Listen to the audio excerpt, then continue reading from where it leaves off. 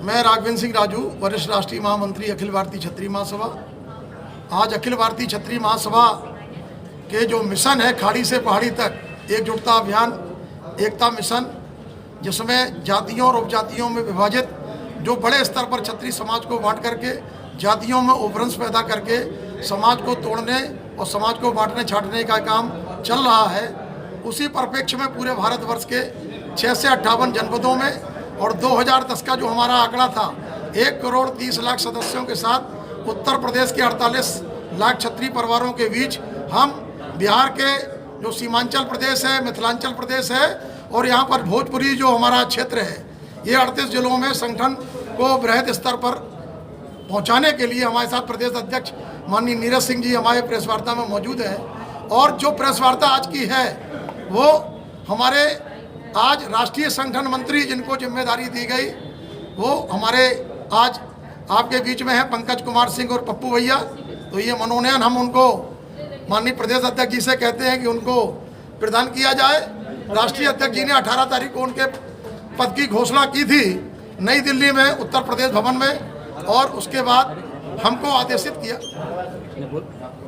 आदेशित किया था कि भाई पप्पू कुमार सिंह जी और नीरज कुमार सिंह जी के कुशल नेतृत्व में झारखंड और बिहार, पूरा बिहार का जो प्रदेश है 38 प्रदेश है, सीमांचल प्रदेश, मिथिलांचल प्रदेश, भोजपुरी, और जो झारखंड में भी हमारा काम जो हम जमशेदपुर में किए वो किए 2009 में, आपको शायद ध्यान हो, गांधी मैदान, कृष्णा मेमोरियल मैदान, हमने बड़े बड़े कार्यक्रम यहाँ बिहार में किए हैं। और पूरी टीम वो उसमें जो भी हमारे पुराने पदाधिकारी हों, चाहे वो हमारे साथ में जो लोग चल रहे हैं, पारस चौहान जी हैं, हमारे यहाँ बिहार में हाई कोर्ट के वकील हैं जयशंकर प्रसाद जी, और भी तमाम जो पदाधिकारी रहे और जो हमसे पिछड़ गए उन सबको हम एकता की सूत्र की माला में पिरोना चाहते हैं। और मैं चाहता हूं कि नेतृत्व की जो आस्था है, कर्म पथ से रखो आस्था, मिल जाएगा रास्ता।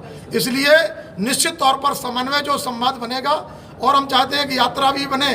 उन यात्रा में जो पप्पू सिंह जी जो कार्य योजना बैठ करके नीरज सिंह जी के साथ नीरज सिंह जी बनाएंगे कार्य योजना, पप्पू सिंह जी जो नेतृत्व करने के लिए तैयार है कि मैं पूरा झारखंड और बिहार का जो पूरा क्षत्रिय समाज है इसमें जितने भी कुनबे बन गए हैं उन सारे बिखरे हुए मोतियों को हम एक जगह लाना चाहते हैं। ये एक प्रयास है खाड़ी से पहाड़ी तक क्षत्रिय समाज की एकजुटता का। वीर कुंवर सिंह की ये धरती है। तमाम क्षत्रिय समाज के लोगों के बीच कल मैं गोपालगंज में था और देर रात यहाँ आया था। लोगों ने कहा कि केंद्रीय कैबिनेट में पहली बार ऐसा है कि यहाँ किसी भी क्षत्रिय को केंद्रीय कैबिनेट मंत्री नहीं बनाया गया। ये बड़ी दुखद घटना है, क्योंकि वीर कुंवर सिंह का इतिहास लोगों ने देखा है कि वो किस उम्र में किस पड़ाव पर इस देश में अंग्रेजों को छक्के छुड़ा दिए। तो ये तमाम बातें हैं। और कुछ लोग ये भी पूछते हैं कि क्षत्रिय समाज की उपयोगिता रही क्या। अरे भाई, आज़ादी के बाद 1947 के बाद 18 से 57 से लेकर के और लोकतंत्र जब तक था, पहले राजतंत्र था। राजतंत्र में आप 90 साल में देख लीजिए, कोई भी ऐसी घटना नहीं मिलेगी, कोई बलात्कार की घटना हो, कोई अपहरण की घटना हो, कोई लूटपाट की घटना हो। सबके साथ समानता के व्यवहार की बात हो रही थी और समानता के कानून के साथ जो हमारा अनुबंध हुआ था आज़ादी के समय में, जो 565 हमने रियासतें दी थी, आज उन लोगों के साथ में, इस वर्ग के साथ में कोई सियासत करेगा क्षत्रिय समाज को बांटने छाटने। अभी आपने देखा बनारस में उत्तर प्रदेश के यशस्वी मुख्यमंत्री योगी आदित्यनाथ जी ने जब गोरखपुर में और आगरा में बोल दिया कि बटोगे छटोगे कटोगे तो लट जाओगे, तो उन्होंने एक इशारा किया था। और ये निश्चित तौर समाज में उन्होंने कहा था कि भारत, अखंड भारत की जो कल्पना थी, 565 रियासतें देने वाला, 90 लाख हेक्टेयर जमीन देने वाला और लाखों टन सोना देने वाला, ये समाज जो इस अनुबंध पर भारत सरकार ने हमसे इन सब चीज़ों को लिया। अगर आपको लगता है क्षत्रिय समाज ने आपके साथ पूरे देश को अखंड भारत बनाने की जो परिकल्पना थी, अगर वो आपको लग रहा है कि ना किसी जाति से ईर्ष्या, ना किसी जाति से बुराई है, जो जाति और जो राजनेता या राजनीतिक दल हमको सम्मान देगा वो मरते दम तक मेरा भाई है। इसलिए हर समाज हमारे साथ है और मैदान हमारे हाथ है। उस उद्देश्य के साथ क्षत्रिय जाति नहीं, एक धर्म और कर्म है। इसी कर्म व्यवस्था में 1897 से लेकर के आज तक मैं पूरी देश में 3 पद यात्रा किया हूँ। 95 में प्रतापी ज्योति यात्रा हल्दी घाटी से 6 से 58 जनपदों में गई। 2010 में चेतना रथ यात्रा सारी यात्राओं का प्रभारी और सात्री यात्राओं का संचालक में रहा। और 28 मार्च सन 2010 नई दिल्ली का रामलीला मैदान इस बात का गवाह है कि पूरे भारतवर्ष का 4.5 लाख क्षत्रिय एक मंच पर एक साथ खड़ा हो गया था। मैं चाहता हूं कि छोटे मोटे मनभेद हो सकते हैं, आप सबके मीडिया के माध्यम से हम बिहार की इस धरती पर, वीर कुंवर सिंह खुशी राम बोस की इस धरती पर आप सबके माध्यम से ये संदेश देना चाहते हैं कि आप पप्पू सिंह जी और भाई नीरज सिंह जी, ये तमाम जो टीम है यहाँ पर एकजुट होकर के वीरांगना संगठन, युवा संगठन, उसके तमाम जो प्रकोष्ठ है, अधिवक्ता प्रकोष्ठ और जो कार्य योजना है, इस कार्य योजना को बना करके अभी 4-5 दिन में, क्योंकि राष्ट्रीय संगठन मंत्री का जो दायित्व होता है बहुत बड़ा होता है प्रदेश में। आपने देखा हो संगठन का सारा कुछ जो खाका है, संगठन कैसे मजबूत होगा, इसमें अर्ध सैनिक बल और एबल है सैनिक प्रकोष्ठ भी है, उन तमाम चीज़ों का। क्योंकि अभी पिछले दिनों जम्मू में चुनाव हुआ, आपने देखा हमारी रैली के बाद वहाँ पर 20 सामान्य सीटें थी, 12 सीटों पर राजपूत समाज के लोग जीत के आए। हरियाणा का चुनाव साक्षी है कि जो लोग गलत नारा दे रहे थे, जय जवान जय किसान और जय सब नारे दे रहे थे, वो केवल एक जाति विशेष समुदाय के लोग थे।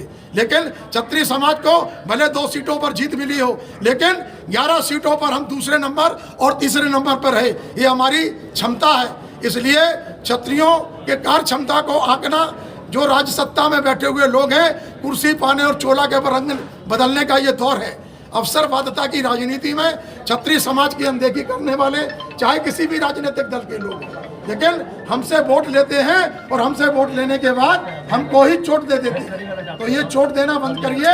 अब निश्चित तौर पर ये सारे लोग, जैसे पप्पू सिंह जी कल कह रहे थे कि नीरज सिंह के साथ निकल पड़ा हूँ खुली सड़क पर, अपना सीना ताने और पूरा बिहार और झारखंड एकजुट हो जाएगा।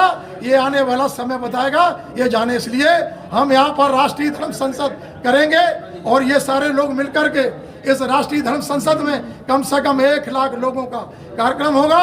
हम चाहते हैं हिंदुत्व, सनातन धर्म और हिंदू राष्ट्र भारत बने। तमाम परिकल्पनाओं के साथ सशक्त भारत तभी बनेगा जब क्षत्रिय समाज और देश की सीमाएं सुरक्षित रहेंगी।